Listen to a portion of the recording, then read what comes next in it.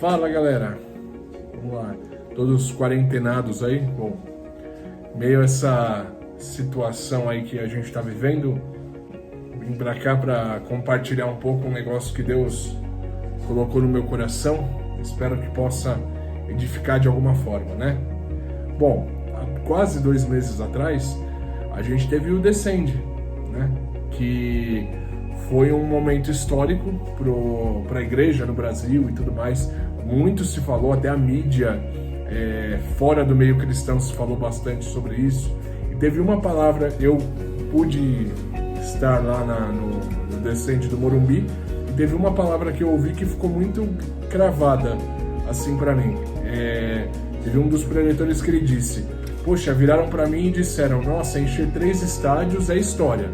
E aí eu disse, história é o que virá depois. E aí me peguei pensando nisso nessa semana. Quer dizer, a gente teve um Descende no sábado, na segunda-feira, logo após o Descende ou na seguinte, eu não lembro, começou aquela onda de alagamentos que a gente teve também aqui em São Paulo.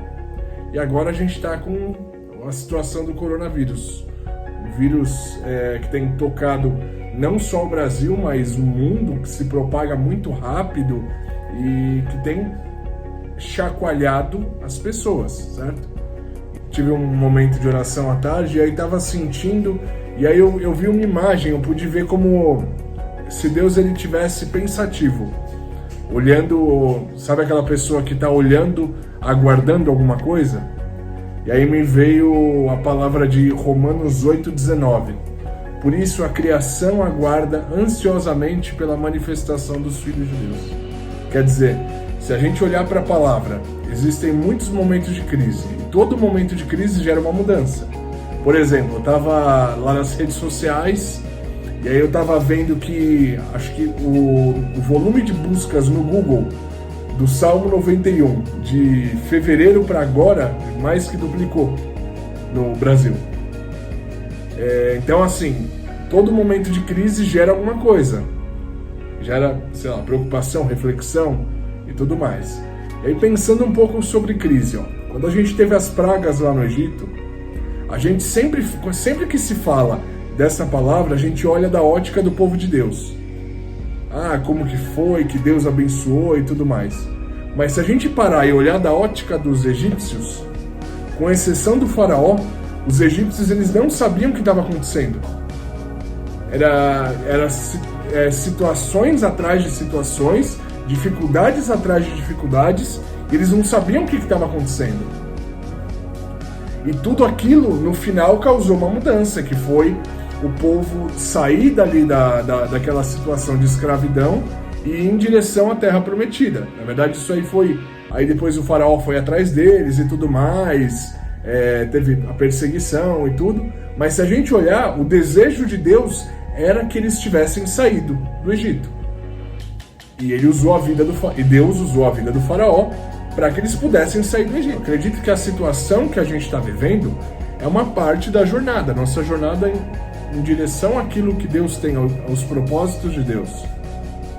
E a situação como um todo, ela está mostrando para os homens poderosos ao redor do mundo, que eles não têm o controle sobre todas as coisas, que eles não são soberanos.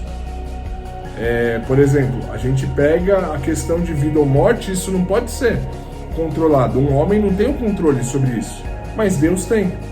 E a palavra de Crônicas, 2 Crônicas 7,14, ela diz: e se o meu povo, que se chama pelo meu nome, se humilhar e orar, e buscar minha face, e se converter dos maus caminhos, então eu ouvirei dos céus, e perdoarei os seus pecados, e sararei a sua terra. Então, o que acontece? Agora, mais do que nunca, é um tempo da gente se colocar na presença de Deus, da gente se arrepender enquanto nação brasileira, enquanto humanidade, não é mesmo? E não se deixar ser aprisionado pelo medo. Se a gente se prender às notícias e tudo mais, é pânico para todo lado. A situação realmente não está fácil, tem muita gente morrendo, mas é nesses momentos que a nossa fé de fato é provada. A fé ela é gerada, é intensificada através de uma situação de pressão. Que a fé como diz em Hebreus 11, a fé é o firme fundamento das coisas que se esperam e a prova das coisas que não se creem. Então, a fé é uma situação na qual você não enxerga, mas você crê. E, por exemplo, olhando para essa situação toda, Deus ele não nos deu um espírito de medo de sermos aprisionados pelas circunstâncias, mas Ele nos deu um espírito de ousadia. E se a gente olhar e falar, poxa, é como se Deus ele tivesse largado mão da situação como um todo. Aí basicamente assim, você pegando a palavra de Deus no livro de Jó 1, mostra que toda a reviravolta que começou ali na vida de Jó, todas as dificuldades que ele passou, o diabo ele teve que pedir autorização para Deus para poder mover. Então quer dizer, Deus ele tem um controle sobre todas as coisas, sabe? A gente não está largado, abandonado, mas muito pelo contrário, é um tempo da gente se posicionar e nós como cristãos fazer o nosso papel, que é declarar sobre os lares, declarar sobre as vidas e falar para aqueles que não conhecem, amém?